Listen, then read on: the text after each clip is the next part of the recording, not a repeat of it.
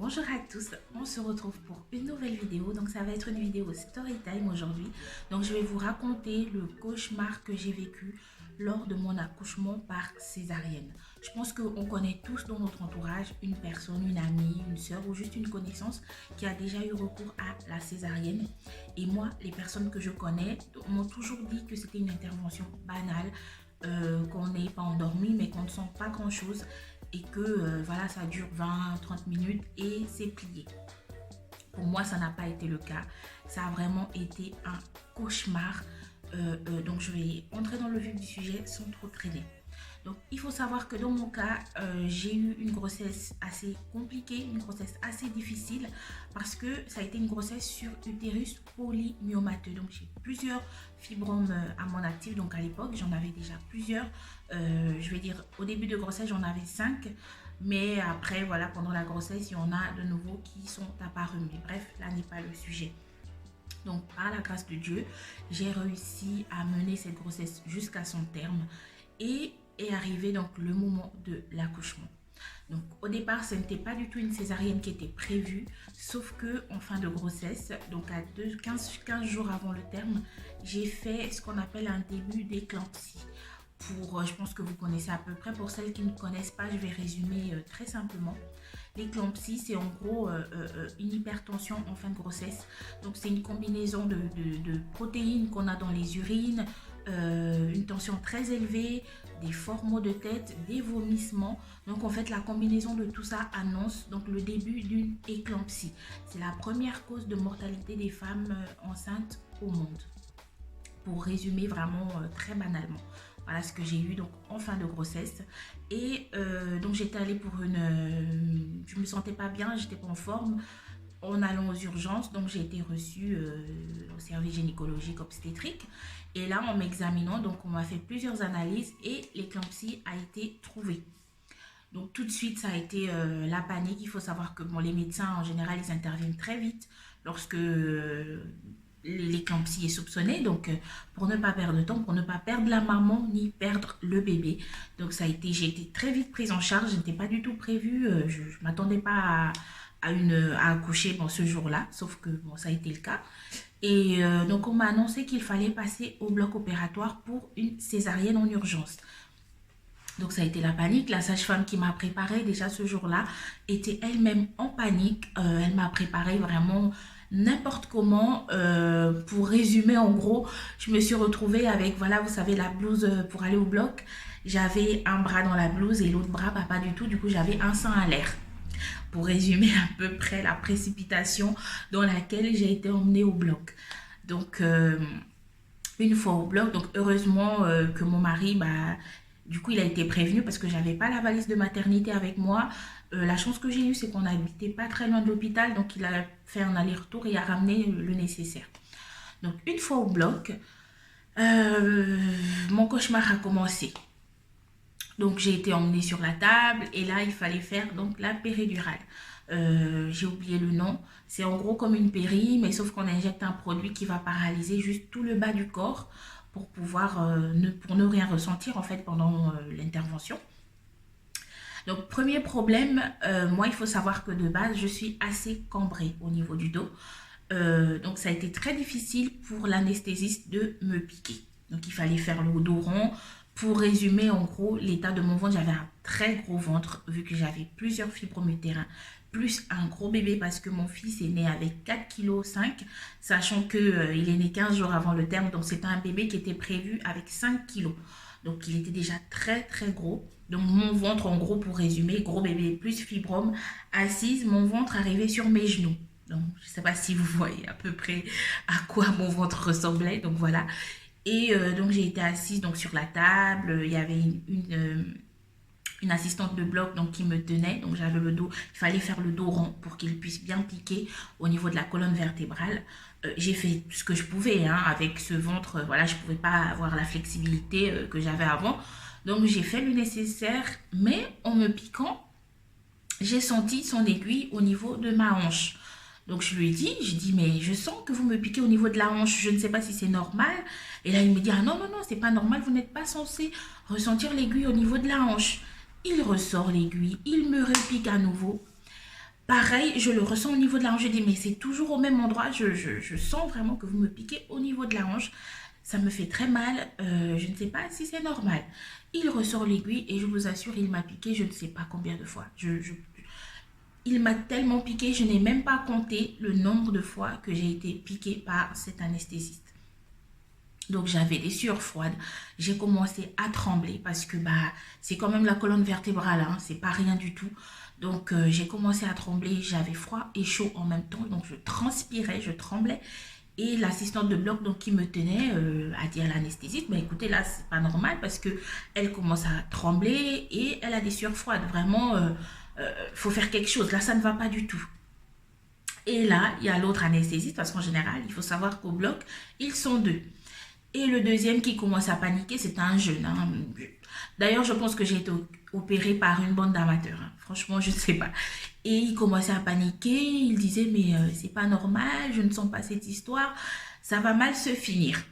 Déjà, vous dites ça à une femme enceinte qui vient d'entrer au bloc. Voilà. Et là, du coup, j'entends, on va passer par un autre moyen. Donc, je pense ils sont passés par le bras sans certitude. Et ensuite, on me dit, voilà, c'est fini, on va vous mettre sur la table opératoire. Donc là, on m'allonge sur la table. Et là, il y a une dame, du coup, une infirmière, je pense, ou je ne sais pas, qui me dit, je vais vous mettre la sonde urinaire. Donc la sonde urinaire, c'est le petit tube avec un sac pour les urines. Et là, elle me dit, voilà, normalement, vous n'allez rien ressentir parce que le bas est déjà paralysé. Donc, normalement, voilà, vous n'allez absolument rien sentir. Et là, elle me met la sonde. Donc, il faut savoir que la sonde se met en dessous du clitoris, donc au niveau de l'urètre. C'est l'endroit où on urine. Donc, elle enfonce. Et du coup, je tressaute parce que je sens quand même, ça ne fait pas mal, hein. Je veux dire, pour être honnête, c'est comme si on vous piquait une petite aiguille vite fait, donc ça ne fait pas mal, mais quand même, l'effet de surprise, vu qu'elle m'avait dit que je n'allais rien ressentir, j'ai quand même senti quelque chose, du coup j'ai tressauté un petit peu. Elle me dit, mais vous avez senti? J'ai dit, oui, j'ai quand même senti, mais ça ne fait pas mal. Elle me dit, ah, c'est bizarre. Du coup, elle explique aux autres en disant, elle a quand même ressenti, on va pas y aller tout de suite. Donc, une minute après, elle fait les essais, elle me dit là, vous sentez, je dis bon, je sens, mais pas, c'est pas flagrant quoi. Et là, le chirurgien arrive, je m'allonge, il tire le rideau, donc pour que je ne puisse pas voir ce qui se passe en dessous, sachant que je suis allongée. Et là, il commence à nettoyer mon ventre, donc avec une substance, un produit désinfectant, stérilisant. Mais je sens que c'est froid. Mais du coup, je ne dis rien parce que je me dis, bon, peut-être que c'est normal hein, de sentir, je sens que c'est froid. Et là, il met, et là, il commence à ouvrir. Il m'ouvre, je sens un petit peu. Voilà, je sens un petit peu, il ouvre. Mais je sens en fait le nombre de couches qu'il est en train d'ouvrir. Bon, après, je me dis, bon, peut-être que c'est normal, je ne dis rien. J'essaye de serrer les dents, mais je sens quand même. Et au moment où il commence à vouloir sortir mon fils, là, je sens vraiment qu'il est en train de tirer. C'est comme si quelque chose poussait. Et là, je sens l'envie de vomir, donc qui commence à remonter parce que, bon, vous trifouille les boyaux, hein, il faut dire ce qu'il en est. Et là, mais j'ai envie de vomir. Je sens vraiment, c'est très inconfortable, c'est gênant, j'ai envie de vomir, j'ai envie de vomir. Et là, l'anesthésiste, du coup, il appuie sur un bouton, donc il augmente la dose d'anesthésion. Et ensuite, il me sort mon fils. Il l'emmène vers moi. Donc là, voilà, c'est le moment d'émotion. Je pleure, je suis en joie. Je parle à mon fils qui me regarde, il arrête de pleurer. Et le petit gourmand, voilà, il fait son petit geste de... Voilà, il veut téter tout de suite, le petit gourmand. Et il l'emmène, et là, j'insiste, voilà, je dis à la sage-femme qu'il fasse le pot à pot avec son papa. Et elle me dit ok et tout, ils s'en vont. Et là, franchement, après ça, je pense que peut-être l'émotion d'avoir vu mon fils, ça m'a enlevé la douleur, mais là, du coup, je ressens absolument tout. Il commence à chercher à enlever le placenta. Mais je vous jure que là, c'est comme si qu'on vous mettait du feu dans les entrailles. Je sens comment il tire. Et là, je commence à hurler, je commence à crier, je pleure parce que c'est une douleur qui n'a pas de nom. Je ne sais même pas comment expliquer cette douleur, c'est une douleur qui n'a pas de nom. Là, je commence à crier, je dis, mais j'ai très mal, j'ai très mal, j'ai très mal, mais qu'est-ce que vous faites? J'ai vraiment mal. Et là, il se dit, mais c'est pas normal. Il dit, c'est pas normal, ajoutez la dose. Et là, il augmente la dose, mais j'ai tellement mal. Il y a une dame qui est près de moi, je pense que c'est une interne en chirurgie. Je lui tiens la main, je commence à lui serrer la main, mais j'ai vraiment très très mal. Il faut savoir que pendant ce temps-là, mon mari a quand même attendu euh, une, une heure et demie, donc 1h30 entre le temps où j'entre au bloc. Parce qu'on se sépare devant la porte du bloc, il m'a accompagné avec le brancardier jusque devant la porte du bloc. Et jusqu'au moment où on l'emmène, mon fils, notre enfant, il a attendu 1h30. Sachant qu'avant l'intervention, mon gynécologue était venu nous voir, vu que c'était une césarienne pas prévue, il était venu nous voir pour nous dire, ça va aller vite, ne vous inquiétez pas, là c'est vraiment pour sauver votre femme et sauver votre bébé.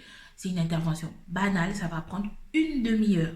Au bout d'une demi-heure, vous verrez votre fils et votre femme, vous la verrez 2 heures plus tard parce qu'elle sera en salle de réveil. Donc lui, il a quand même attendu 1h30 avant de voir mon fils. Mes parents au pays étaient en panique, du coup ils le chargeaient, on l'appelait en disant mais c'est pas normal, une césarienne c'est une demi-heure, là ça fait 1h30, tu ne vois ni ta femme ni ton fils, il y a un qui est décédé, donc c'était la panique, lui pareil il paniquait, en plus il y avait personne à chaque fois qu'il voyait quelqu'un et qu'il demandait mais comment ça se passe au bloc. Ils nous dit bah on ne sait pas, on n'a pas d'informations. Donc c'est 1h30 plus tard qu'il voit mon fils et là il demande à la sage-femme, donc il lui emmène le petit pour qu'il fasse le pot à pot, pour faire tous les premiers soins au petit. Et là elle lui dit oh mais ça se passe très bien, le chirurgien a eu un peu de retard mais ça se passe très bien, vous la verrez dans 2 heures. Et là elle le laisse, elle repart au bloc, donc elle le laisse, elle finit de préparer le petit, elle le laisse faire le pot à pot, elle tamise la lumière, elle referme la porte et elle s'en va au bloc, qui se passe pas bien du tout. Donc là, moi, je hurle dans tout le bloc parce que j'ai terriblement mal. Et là, j'entends le chirurgien qui dit à l'anesthésiste, mais c'est pas normal, vous avez fait une connerie. Qu'est-ce qui se passe? Elle n'est pas censée avoir mal, elle n'est pas censée sentir la douleur. Et là, il ouvre le ventre, il dit, mais il y a beaucoup de fibromes. Et je les entends en fait paniquer dans la salle. Et du coup, plus la douleur, plus le fait de les voir paniquer, ben je panique encore plus parce que je me dis, mais là c'est la fin, je vais y rester. Je vais laisser ma peau sur cette table. Et là, le chirurgien qui parle, il dit, mais elle a beaucoup de fibromes, j'arrive pas à retirer le placenta, tout est collé. Et du coup, je lui dis, oui, j'ai des fibromes, mais normalement, vous étiez censé connaître mon dossier. Et ça, je lui dis en hurlant, je dis, mais vous étiez censé connaître mon dossier avant de me prendre. C'est vrai, c'était une césarienne d'urgence, mais vous êtes censé jeter quand même un coup d'œil sur le dossier. Oui, j'ai des fibromes utérins, mais il ne faut pas y toucher. Le gynéco a dit de ne pas y toucher. Donc, et là, il répond oui, oui, oui, il essaie de tirer, et plus il tire, plus j'ai mal, je sens le feu à l'intérieur de mon estomac, de mon ventre, de tout. Et là, la dernière chose dont je me souviens, c'est quand l'anesthésiste dit, bah du coup, là, je suis obligée de mettre la dose maximale et on va plus l'entendre, de l'endormir. C'était pas prévu, mais là, je suis obligée. Et le chirurgien dit, mais allez-y. Et là, en fait, tous sont en panique au bloc.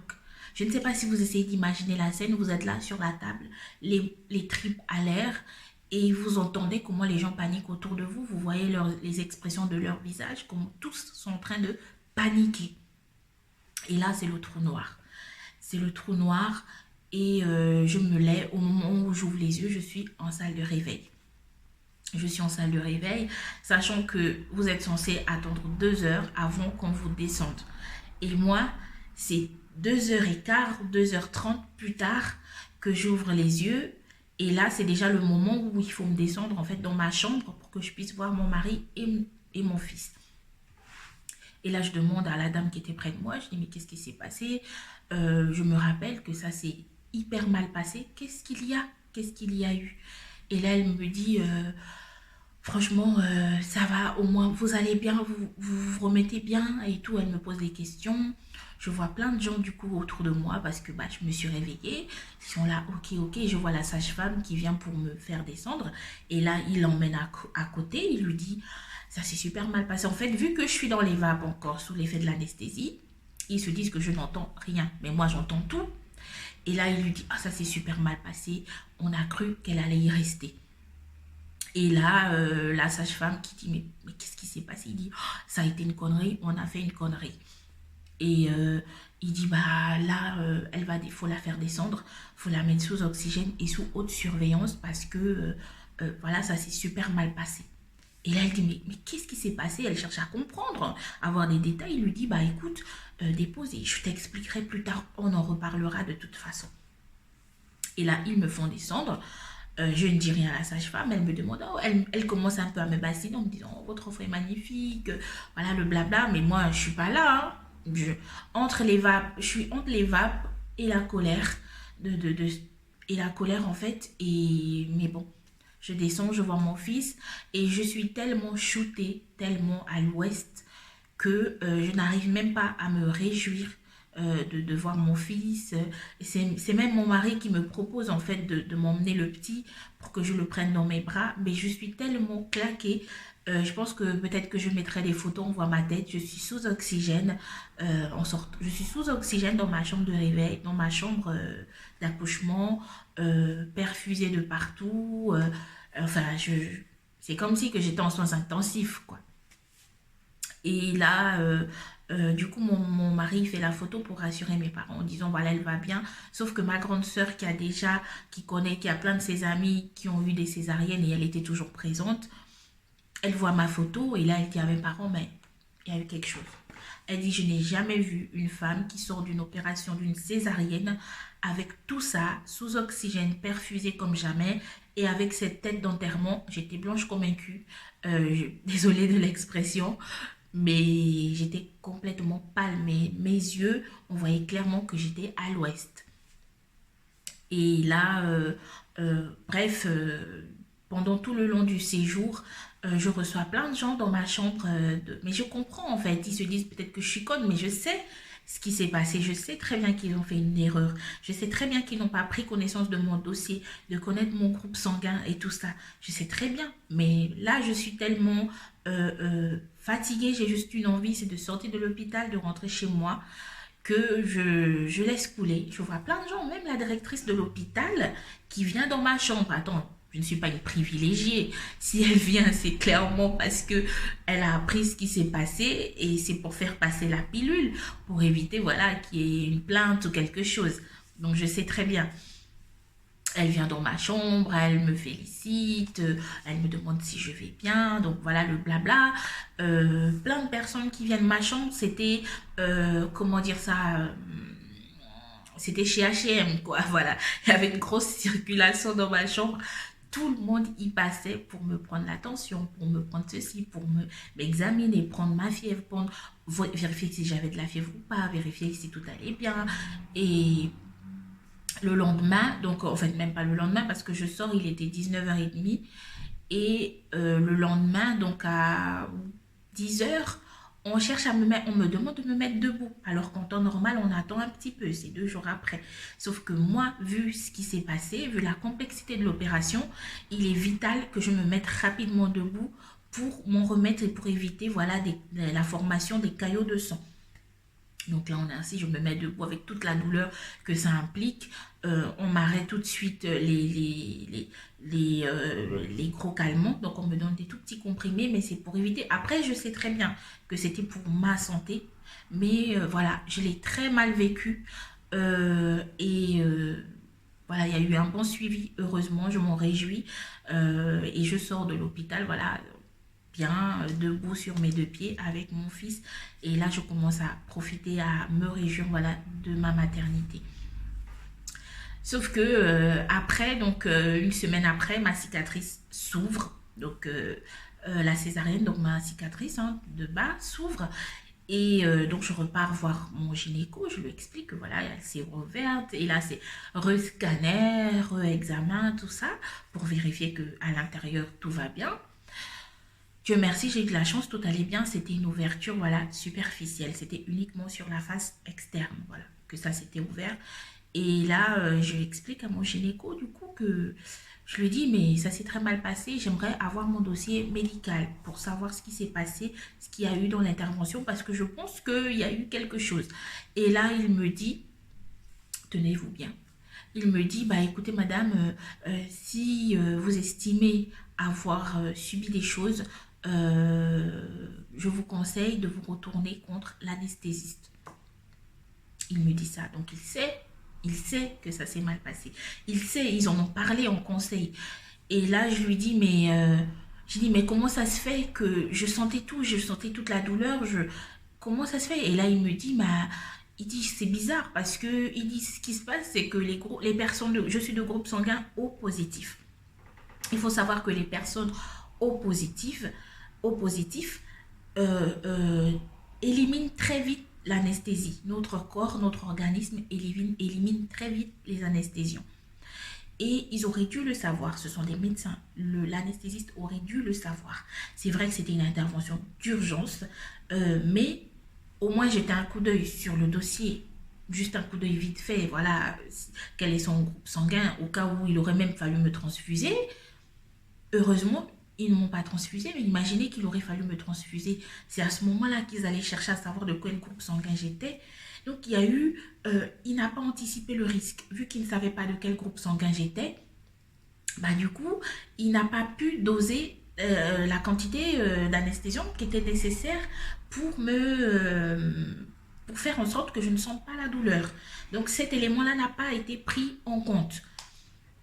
Et là, il m'explique ça, il me dit, bah écoutez, retournez-vous contre l'anesthésiste et tout. Après, du coup, avec du recul, je me suis dit, bon, j'ai dit, écoutez, déjà, j'ai tellement de choses en tête, j'ai ma maternité, j'ai envie de profiter de mon fils, j'ai tellement été traumatisée par ça que j'ai envie d'en profiter, je ne vais pas entamer une procédure voilà, judiciaire contre l'hôpital, ça ne servirait à rien. Euh, je suis heureuse parce que du coup ça a été bien amorti, ça a été bien récupéré, ils ont bien pris soin de moi après, sauf que voilà, j'en garde quand même un souvenir négatif, mais j'aimerais au moins avoir mon dossier. Il me dit écoutez, on reprend notre rendez-vous, je vais vous remettre le dossier et tout ça. Ok, je rentre chez moi. Une semaine plus tard, je rappelle, bah, du coup, il était au bloc, je vois sa secrétaire, je lui dis, je pense qu'il a laissé mon dossier médical, j'aimerais le récupérer. Elle va chercher, elle me dit, ah, c'est bizarre, il n'y a pas votre dossier. J'ai dit, madame, je veux récupérer mon dossier, j'ai le droit, ça m'appartient, c'est mon dossier, j'ai envie de le récupérer. Elle va chercher partout dans l'hôpital, je ne sais pas si elle allait se promener. Elle revient, elle me dit, j'ai pas trouvé votre dossier médical, désolé, il faut rappeler votre médecin. Je dis, mais ils se foutent de moi. Du coup, je fais un scandale. Et finalement, elle me dit, elle commence à jouer la dame triste. Elle me dit, mais je ne peux rien. J'ai cherché, je ne trouve pas. Euh, Revenez tel jour. Je reviens. Ils m'ont quand même fait balader 3 fois à 3 reprises. Ils m'ont toujours pas donné mon dossier. Et même à l'heure où je vous parle, j'ai déménagé. Je n'ai toujours pas mon dossier médical. Je l'ai demandé, je ne l'ai toujours pas. Ils ne veulent pas me le donner. Est-ce que c'est parce que après, ils ont peur, mais moi j'ai envie de savoir si quelques années après j'ai des enfants, au moins aujourd'hui je pourrais vraiment anticiper la chose, sauf que je n'ai toujours pas mon dossier médical. Mais bon, je suis quand même ravie, je suis quand même heureuse aujourd'hui parce que bon, mon fils va bien, je vais bien. Je sais très bien qu'il y a des femmes voilà, qui entrent au bloc et qui n'en sortent pas. J'ai eu cette chance-là de m'en sortir. Ils ont quand même fait ce qu'ils pouvaient, sauf qu'il y a eu une négligence quelque part et je trouve ça très dommage, surtout venant de la part des professionnels de santé. Donc voilà un peu ce que je voulais partager avec vous. Si vous avez vécu la même chose, mettez en commentaire. Et si vous devez passer, vous faire opérer, c'est très important de faire un débriefing quand même avant avec l'équipe qui va vous opérer, même si ça prend qu'une minute, 2 minutes. Parlez-en, demandez s'ils ont bien votre dossier médical en main, parce que chaque patient est différent. Donc voilà un peu ce que j'ai eu à vivre. J'espère que ça vous a plu. J'espère que ça va aider celles qui sont dans mon cas. Et surtout, retenez bien les O positifs. On élimine très vite l'anesthésie. Donc c'est un point également à souligner, à toujours rappeler si vous devez vous faire opérer, pas forcément pour une césarienne, ça peut être pour autre chose, ça peut être pour toute autre chose. Donc voilà, c'est très important à rappeler toujours. Mais en général, les bons médecins le savent. J'ai juste eu pas trop de chance ce coup-là. Donc voilà un peu, je vous laisse et j'espère que ça vous a plu. Bon visionnage et à une prochaine fois pour une nouvelle vidéo. Au revoir.